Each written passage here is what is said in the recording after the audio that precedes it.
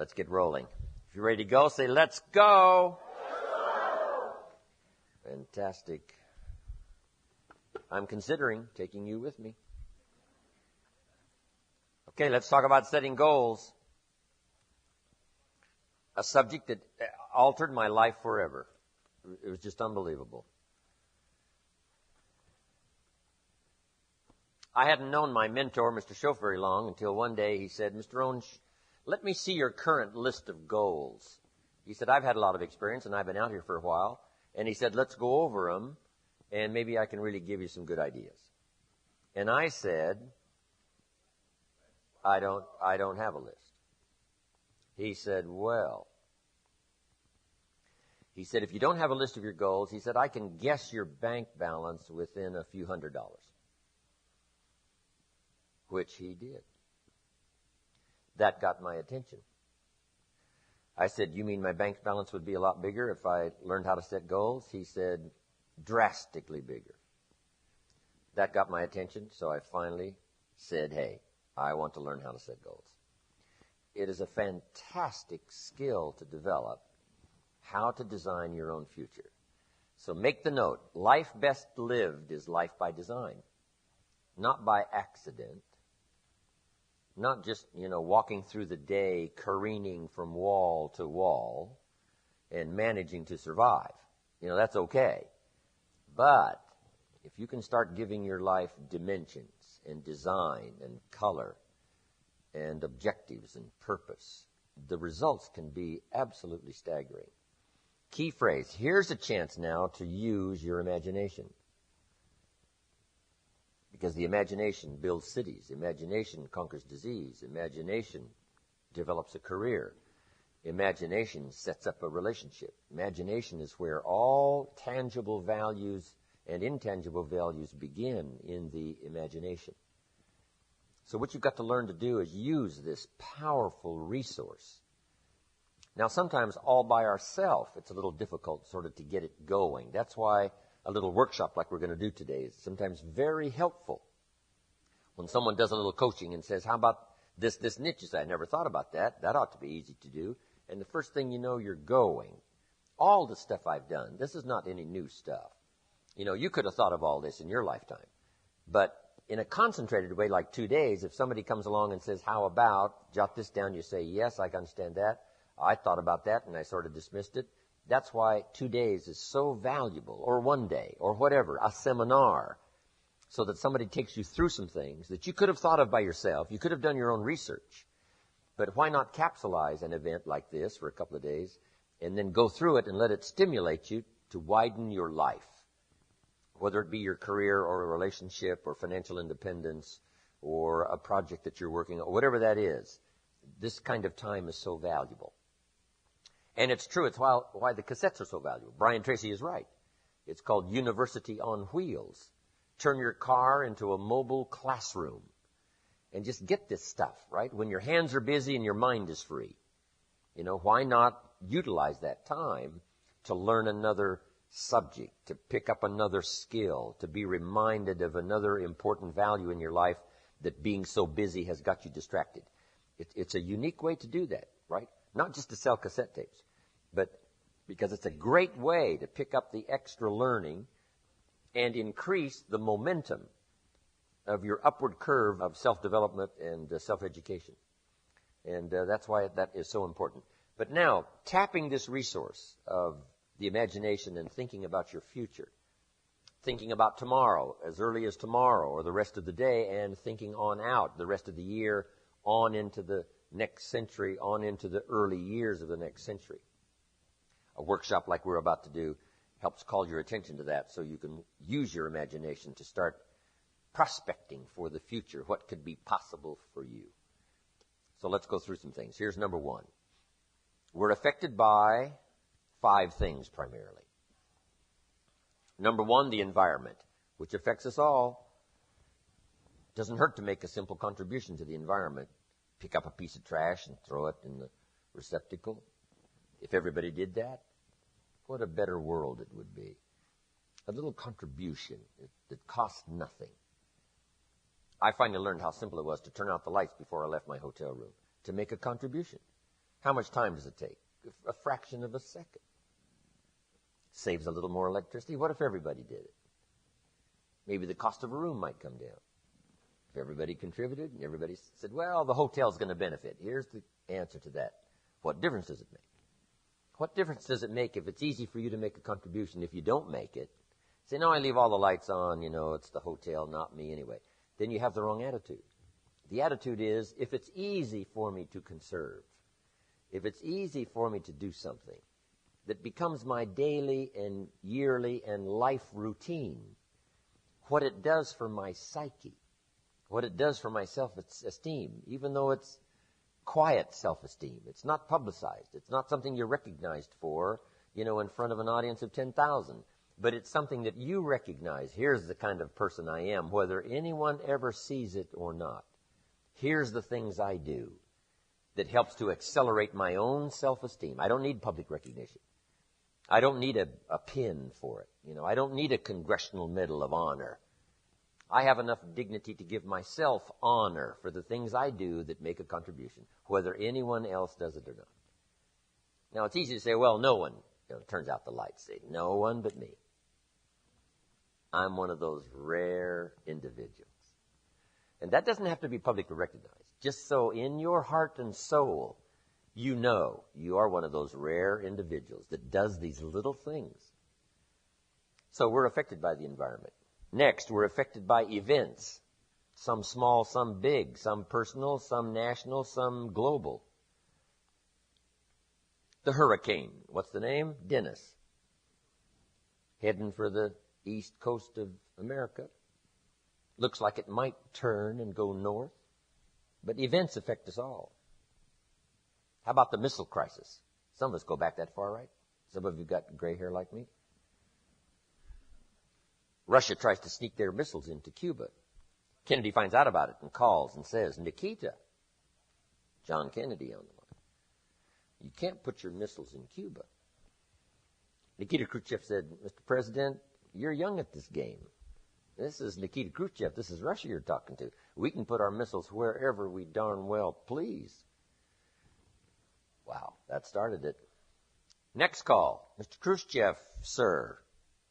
Not in Cuba, 90 miles from America. Khrushchev says, well, Mr. Kennedy, I hate to inform you, but the ships are already on the way with the missiles. Next call. Mr. Khrushchev, John Kennedy. Sir, I must inform you, and you must hear me clearly. We will not let your ships arrive. Now it's getting tough. People are starting to dig bomb shelters, right? When they heard this scenario. Next call.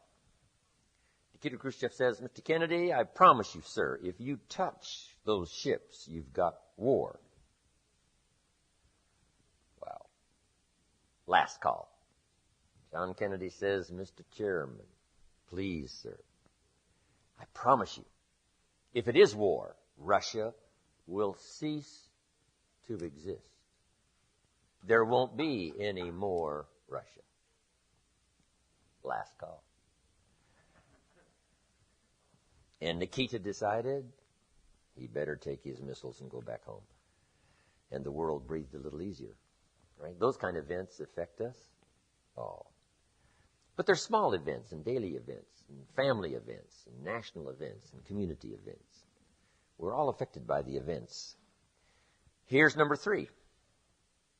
We're affected by knowledge. Whatever we know or don't know.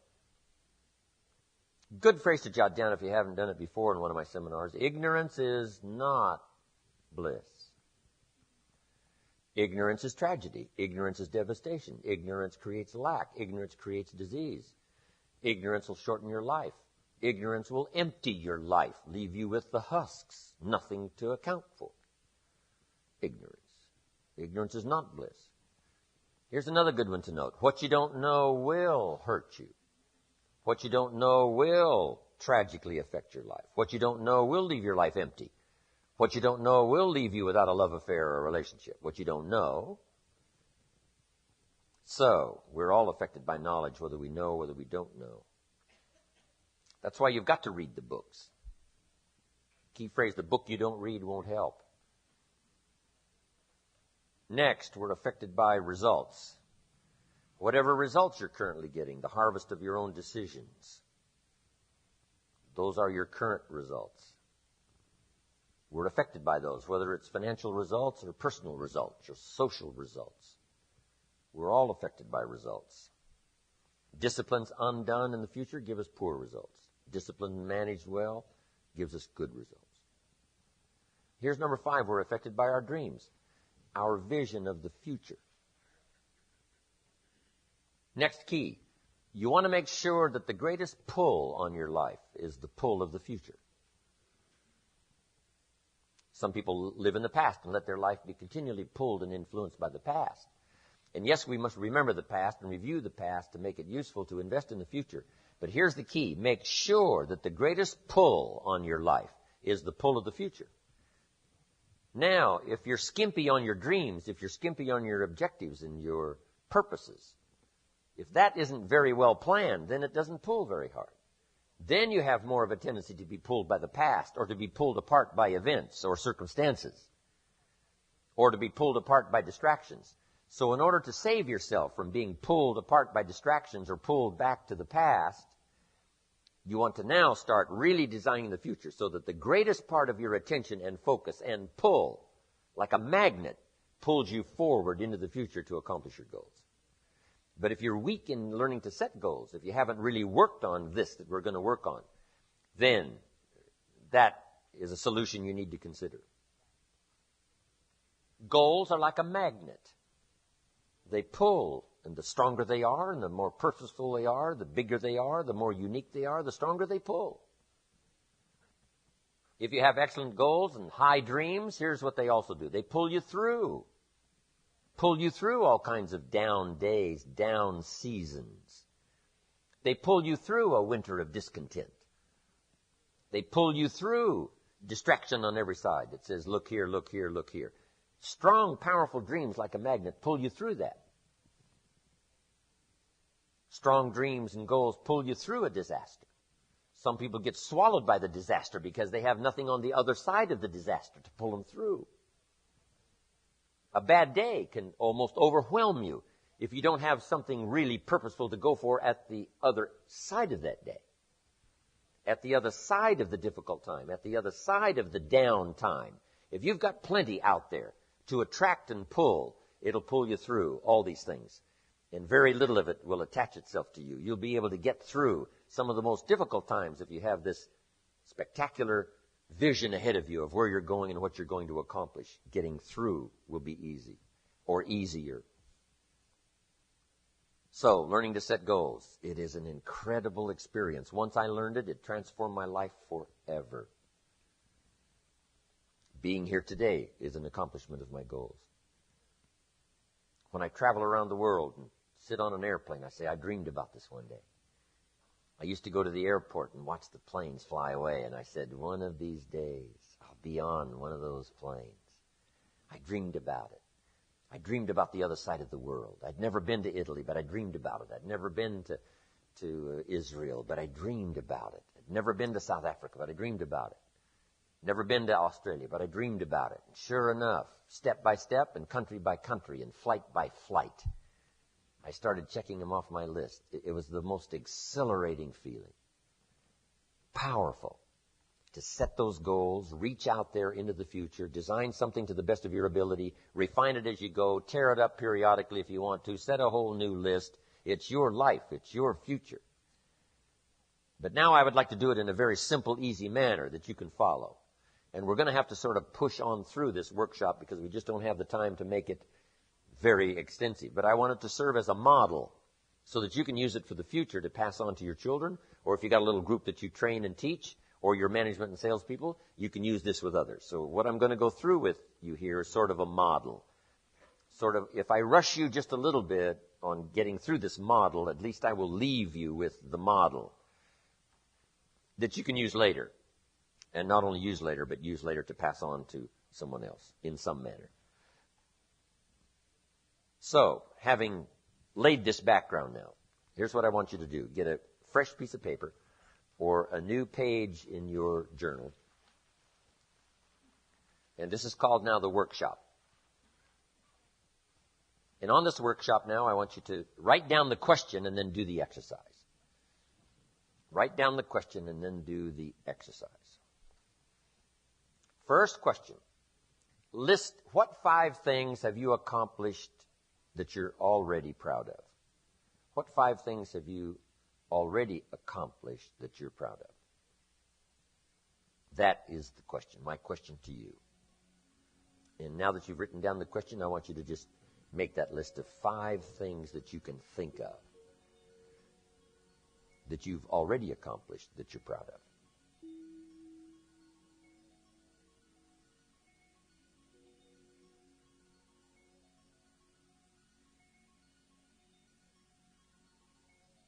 Whatever it is, just so it's important to you. It doesn't have to be important to the world or important to me, just so it's important to you.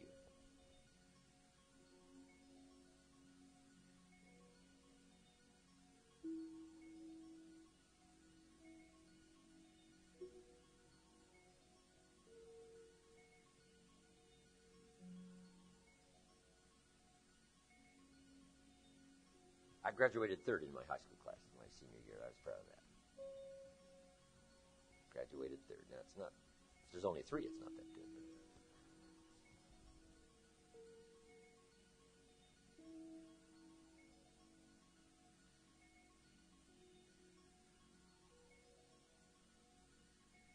I did a speaking tour once with David Chilton, who wrote The Wealthy Barber, and Mark Tewksbury, who was a gold medal winner in Canada. And that was on Mark Tewksbury's list of 5 things I've already accomplished that I'm proud of. Winning the gold medal in Barcelona. So what have you accomplished? What 5 things have you accomplished that you're proud of?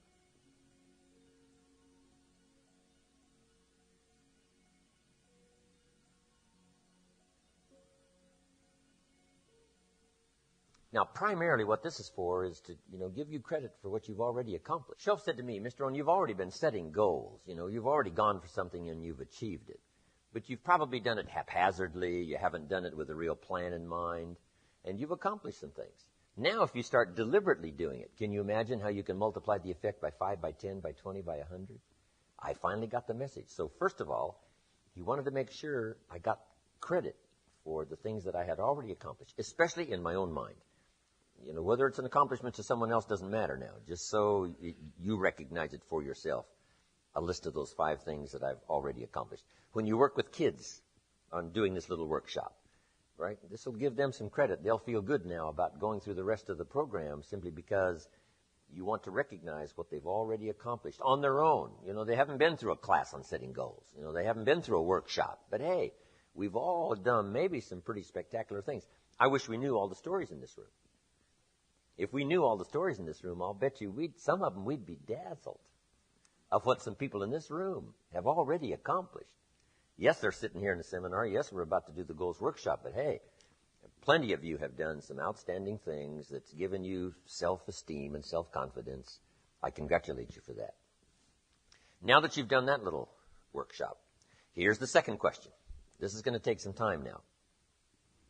What do you want in the next 10 years? What do you want in the next 10 years?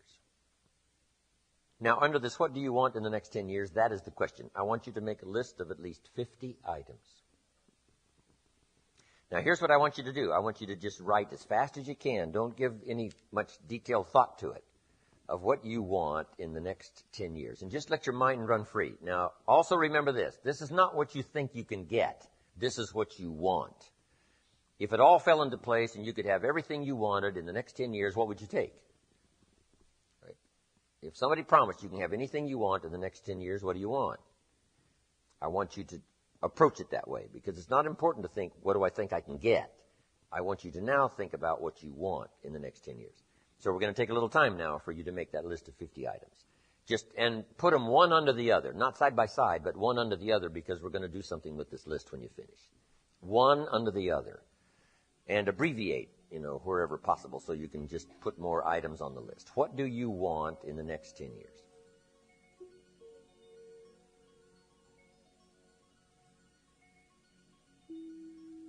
Everything from places to go to investments to make to education for your children.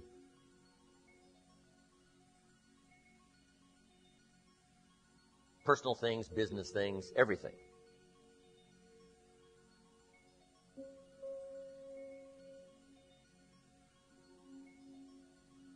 Now, some of these things need to be tomorrow, need to be this year, need to be next year, then 10 years on out there. Between now and the next 10 years, what would really do it for you?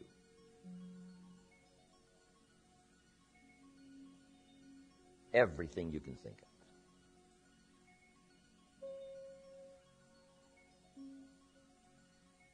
Skills you want to learn. Languages.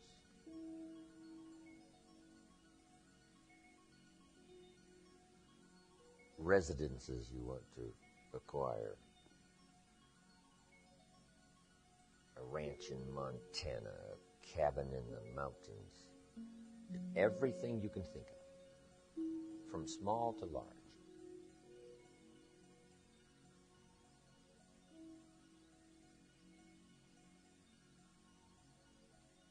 A list of the places you want to visit. Revisit.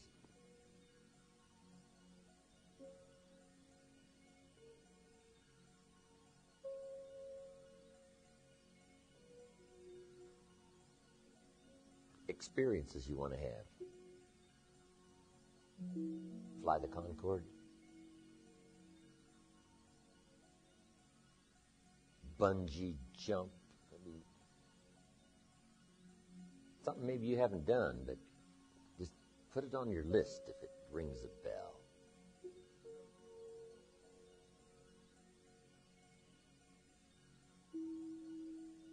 Write a song, write a book, write a poem. 10 years.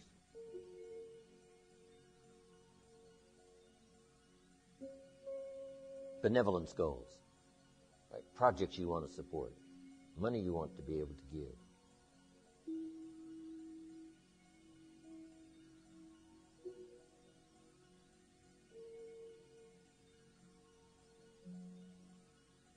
Star in a movie. Play in a rock and roll band.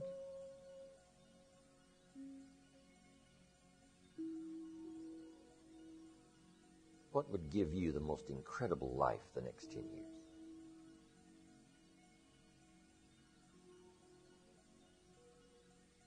A new wardrobe, a new look.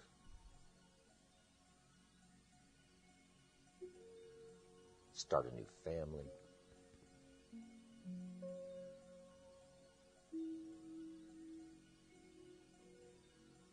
Larry King.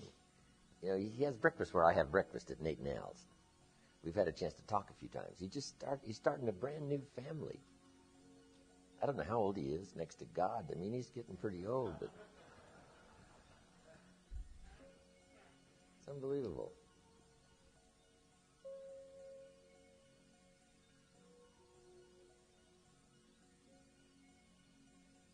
Jerry Lewis, what, 72 or 73, and he's got a little girl? Danny's her name. Jerry Lewis, the little girl. Maybe that wouldn't do it for you, but you know, what would do it for you? What would give you the greatest satisfaction, pleasure, joy, live an unbelievable life? What would that list be the next 10 years?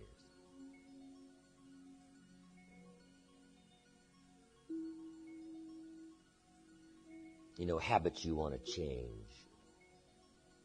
Health you want to acquire.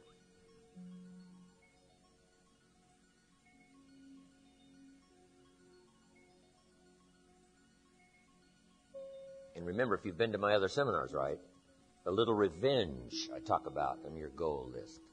I had some of that when I first started doing these goals. A little revenge. People who said I couldn't do it. Couldn't wait to get my new car, drive it up on their lawn.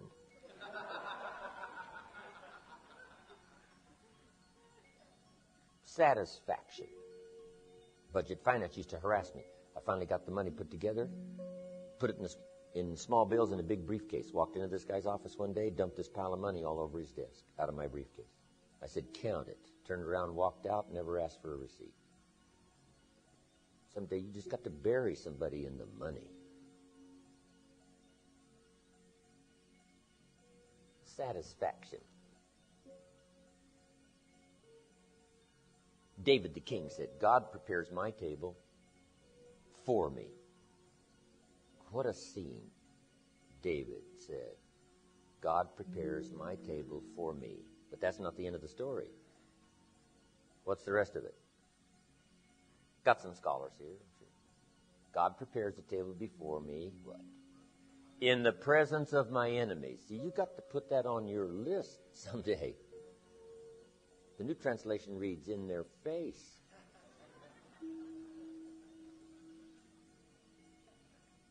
Isn't that an incredible scene? In the presence of my enemies. Let them look at this scene. Whatever it is. Satisfaction. My Japanese friend, Toru Ikeda, right here, San Jose, years ago, put on his first list, a Caucasian gardener.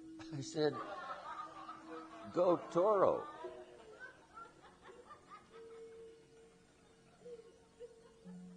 So good. So what would do it for you? Upstairs maid, downstairs maid.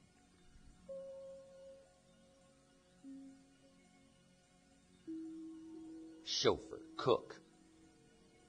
A cook, you can't believe, wouldn't take that much to have a full-time cook, take care of everything so you can devote your time to other things, if that pleases you. You know, Mark Hughes, my friend's got this mansion and all this help, and that's not my style. Right? You drink a cup of coffee, you can't even set it down. Somebody comes, takes it away. That's too much help for me. I don't need that much help, but it suits Mark. But what would do it for you? Learn a new craft. Develop a whole new career. Greatly advance your present career.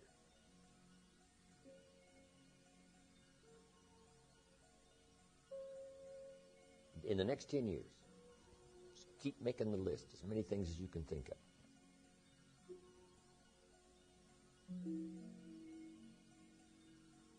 Little things, insignificant to someone else, important to you.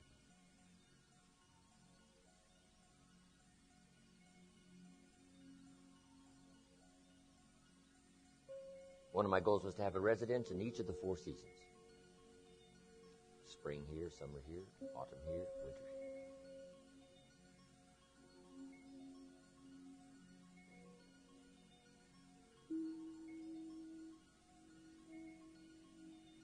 If you could have whatever you wanted to make your life unbelievably unique in the next 10 years, what would you take? Somebody said, you can have anything you want in the next 10 years. What is it? But you can't have it if you can't think it, if you can't, describe it, if you can't put it on paper.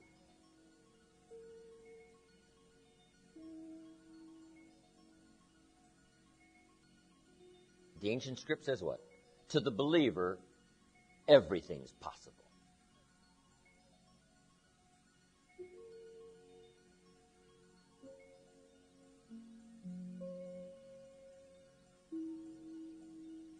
Remember now, some close at hand, some not far away, some on out there. This is over 10 years now. Over 10 years. That's a big chunk of time.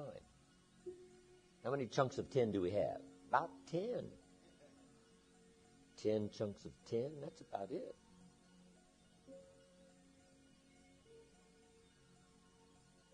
Of course, with what's happening in science and technology and nutrition, we may get that other 20, 30 years before long. 110, 20, 30. I read in Scripture back when they lived to be 800, 900 years old. I don't know how come I come in these generations where we get shortchanged. If I have a chance, I'm going to complain. How come they got 800, I got 80? That doesn't sound fair. But anyway, I may not have a chance to ask, but if I do get a chance, I'm going to ask. But in this brief life we have, we want to fill it up with as much progress and achievement as possible. Not just for ourselves, but to reach out and touch everyone we possibly can. Okay. Does anybody have 50 items yet? Okay, we're doing pretty good. Another couple of minutes now. Because you can put a lot more items after we do this workshop. You'll see where, you don't have to stop where I stop. If you're doing it and you've got plenty of time, you just go on and on. Keep coaching. Say, what about this? You say, someone says, oh, yeah. And they start that. And you say, what about this? And you say, I hadn't thought about that. Yeah, I'd like some of that too. That's what the workshop is for. Stimulate your imagination.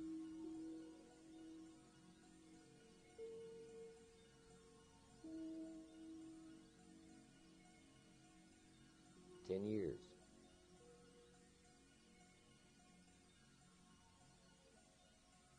It's amazing. See, kids by now have about 9 pages already full. Adults are something else. You got to squeeze this stuff out of adults. Kids will have on their list things you don't even know exist, right?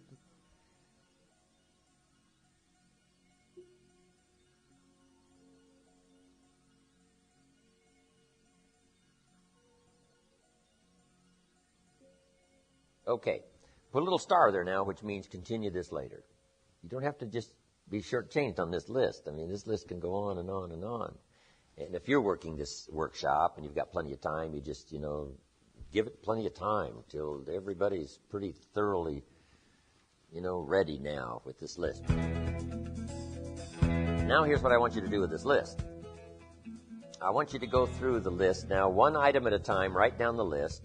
And I want you to give each item a 1, a 3, a 5, or a 10 by saying, that's about a 1-year goal, that's about a 3, that's about a 5, that's about a 10. I want you to look at each item, write down the list, and give it a 1, 3, 5, or 10.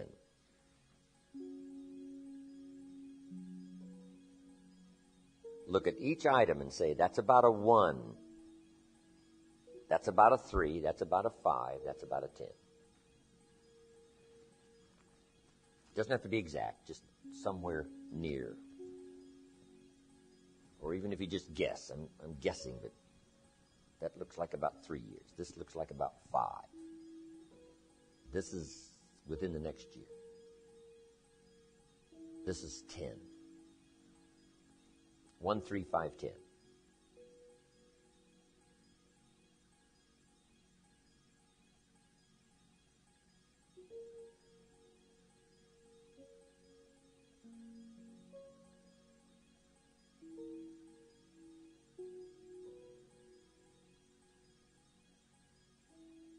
This is going to be so valuable. What's going to be valuable now is when you teach it.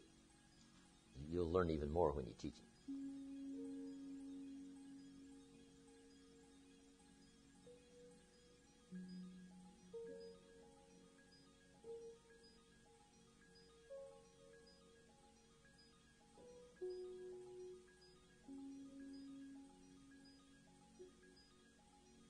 One, 3, 5, 10.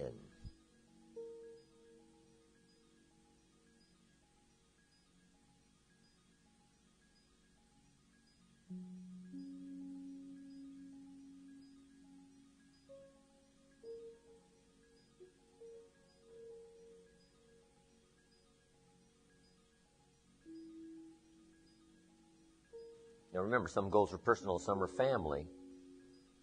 Right? Here's a family goal. Or the kids that aren't here, I'm going to set up a few things for them that I know they want. I want to help them accomplish. Then there's business goals. Some recognition you may want.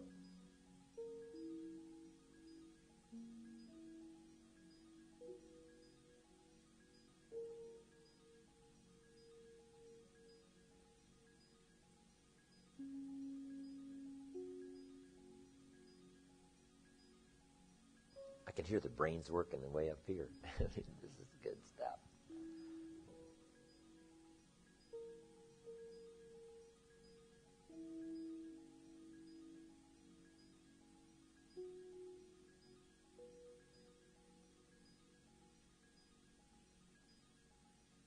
Also, if you're married, it's his goals, her goals, and their goals. Our goals, my goals, your goals, our goals.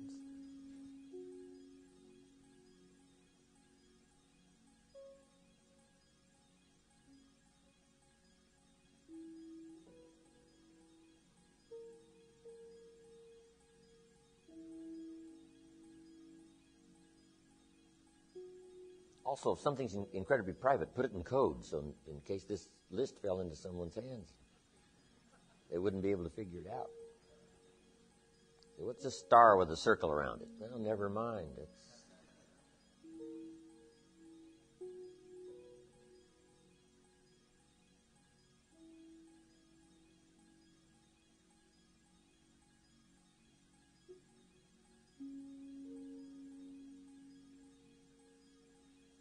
Okay. Now, here's what I want you to do with this list. I want you to look at each item that you've numbered number 1, and I want you to pick out the 4 most important and identify them some way. Either make a new list of the 4 most important one-year goals, or circle them, or put a star or something beside it. What are your 4 most important one-year goals?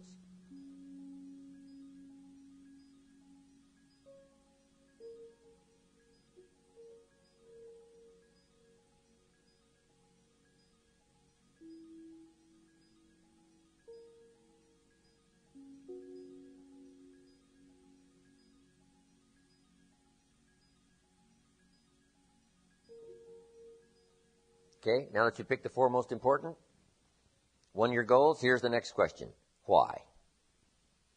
Why are those 4 goals important to you? What are they going to do for you? What will they accomplish? Why did you pick those? Why? Why are those goals important? Just 3 or 4 sentences. If we don't have time to complete it, you can complete it later. If you have plenty of time doing this workshop, you just take the time. Why are those 4 goals important to you?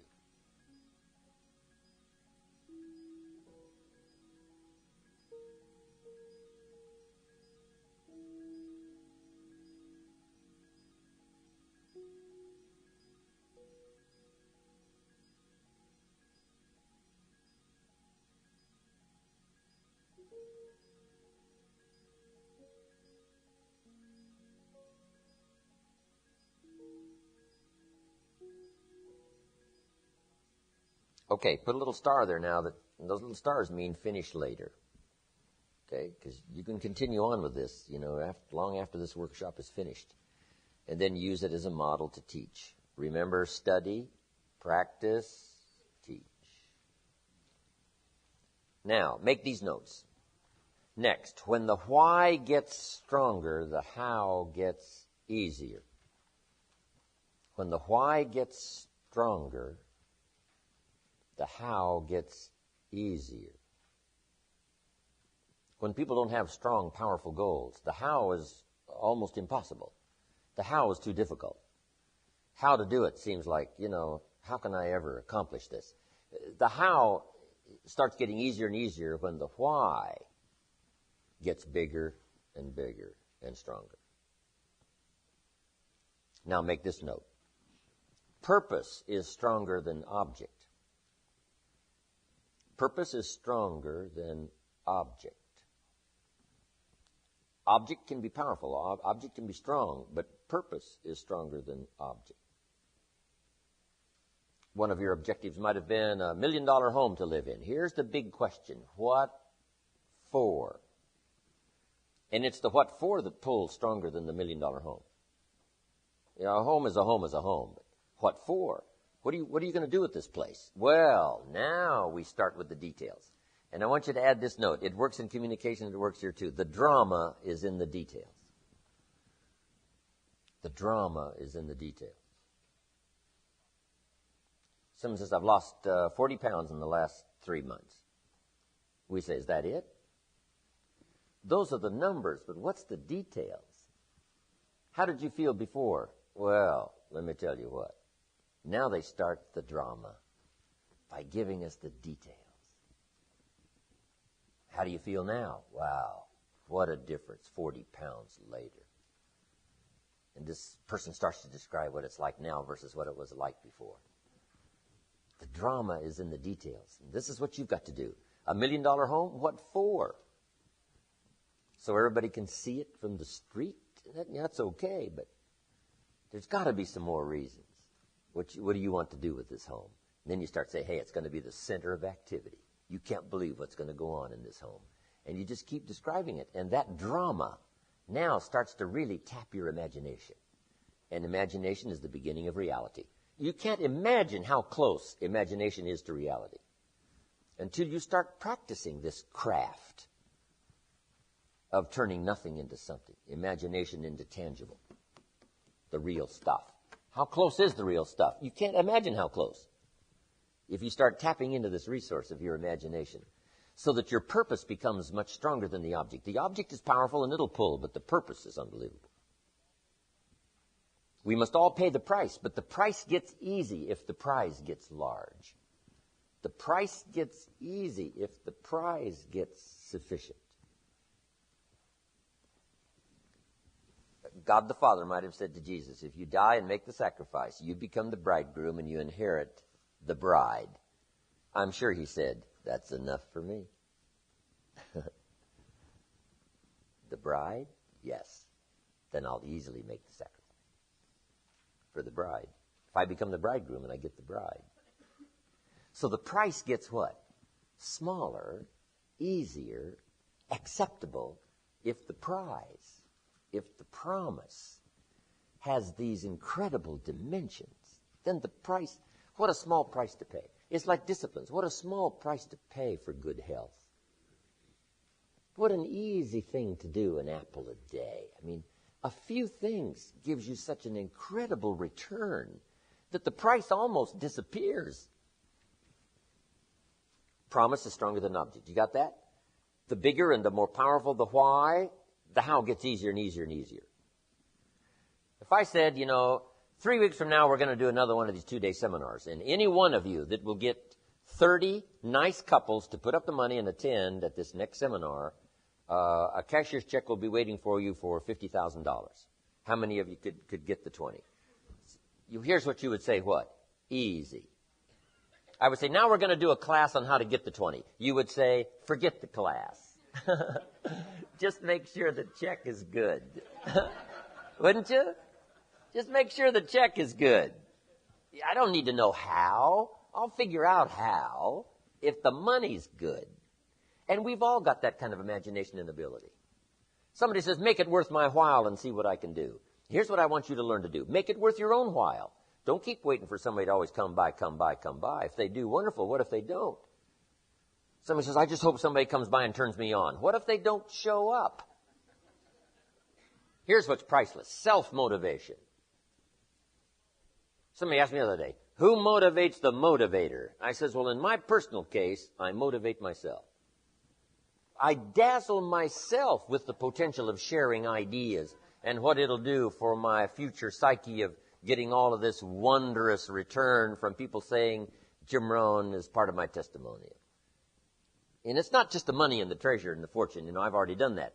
But the rest of it, I can jazz myself. My own spirit comes along and says, hey, wouldn't it be great? Wouldn't it be great? I said, yes, it sure would be great. Then I'm willing to go do another seminar and work myself to death. Self-motivation, self-control, self-development, self-esteem. And you've got to learn to work with yourself. You've got this capacity. And yes, it's fine if somebody comes along like we've done these 2 days and sort of stimulates. But I want you to learn to do that on your own. Now, here's how you get better at doing it on your own. Do it for others. You say, come on, Mary, you've just been sitting around here. Let's set some goals and see if we can't stimulate you and get you going. She says, well, okay. First thing you know, you've got her going. Then you get somebody else going. Then first thing you know, now you get yourself going. Teaching is such an incredible experience. You can't believe what I'm going to do from the imagination that's gone through my mind these last 2 days, teaching you. Some things have become clear to me, and I've set a whole new set of goals. Incredible when you do it, when you teach it. Okay. Now, here's another exercise. I want you to go through this list from 1, 3, 5, and 10, and I want you to count how many 1s, how many 3s, how many 5s, how many 10s, and then make a little tab list. I've got this many 1s, this many 3s, this many 5s, this many 10s. So go through and count them and make a list.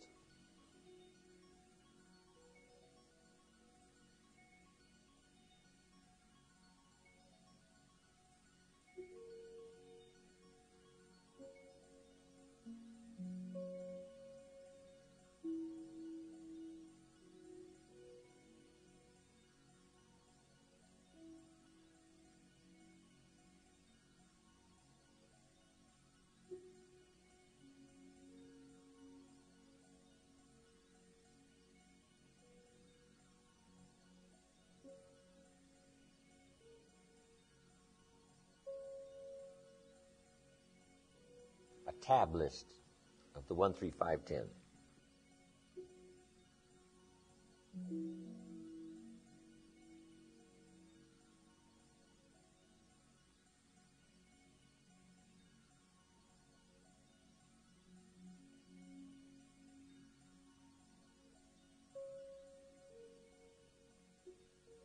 Pretty well done? Okay, now I want somebody out here somewhere to volunteer to give me your list. How many 1s, 3s, 5s, and 10s? Right down here. How many 1s? 7. 3s? 5s? 12. 10s? How many had no 10-year goals? Isn't that, this guy had 18. Isn't that interesting? That means he did a lot of his thinking. How many 1s? Just 7 1s and 18 10s. That's interesting. Because he was doing more thinking way on out. You were doing more current. How many 1s did you have? 37. Isn't that fascinating? The kind of thinking you were doing and the kind of thinking he was doing. It's interesting. So now here's what you have to say to yourself. I need more 10-year goals. I'm not thinking out there enough. And then you need to say, hey, 1s, I need a lot more 1s, right? Because I can put a lot of little things on there, right? And keep checking them off every day, every day, every day. So this helps you to sort of get the idea that, you know, you're either thinking too much short term, which is fine to think short term, and you need to think long, 10s. And here's why you need some of those long-range goals. When the early astronauts went to the moon, a fantastic accomplishment, some of them had incredible psychological problems when they got back. Why? The question was, now where do we go? I mean, when you've been to the moon, and a lot of them had psychological problems because, you know, they did the parades and all that stuff, but when the parades were over, now what? So here's what they learned to do with the later astronauts, because some of them, you know, drank too much and, you know, they had some problems. So here's what they learned to do later, to make sure that the astronauts that came back from the moon had plenty more projects to go for after they came back from the moon. And this is what you want now. Plenty more to go for when you've accomplished this. Plenty more to go for. Plenty more to go for. You should have seen my father's list in his 90s. Right? He had a long enough list to live to be 150. What is that called? Plenty more to go for. Plenty more to go for when this is accomplished. Plenty more, plenty more. I'll never run out of objectives and purpose to go for the rest of my life. And that's what this little exercise is for. Incredible. Now, here's the last question. And we're just going to do 2 or 3 sentences now, and you can finish it later. But here is the question. What person must I become to accomplish my list of goals? What person must I become to accomplish my list of goals?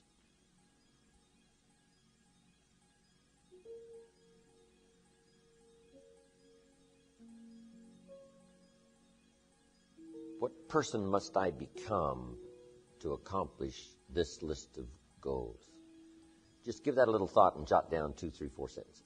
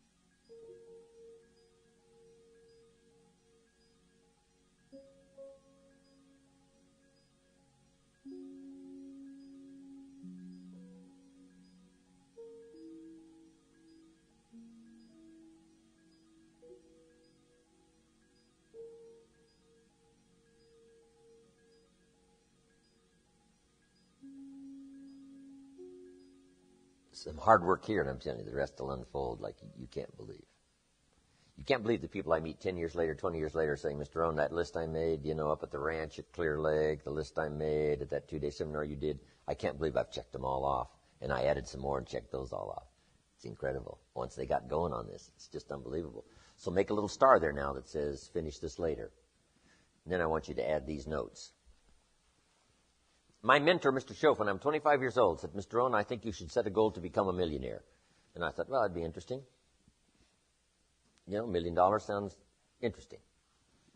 And then he added this that changed my life forever. It was a twist on philosophy. Here's what he said. Set a goal to become a millionaire for what it will make of you to achieve it. For what it will make of you to achieve it. I had never thought about that before. So the major reason for setting goals is what it makes of you to achieve them. The muscle you must develop, the thinking you must develop, the skills you must develop, the person you must become, what you must know about the marketplace and how to serve the customer and how to do the deal. All the stuff you learn and become and learn and become and learn and become. That's what's valuable. That's why you go for something fairly lofty. Here's what we learn in leadership. Don't join an easy crowd where the expectations are low or where they don't care. The problem with that is you won't grow. Go where the expectations are high. Go where you're challenged to study, read, change, develop, learn the next skill. Because it's the challenge that creates the muscle. The mental muscle, the vocal muscle, the actual physical muscle to become better, stronger, wiser, more unique. And Mr. Schoaf said, when you become a unique person worth $1 million, then here's what he said. Now you could give the money away because the money is not what's important. What's important is the person you have become.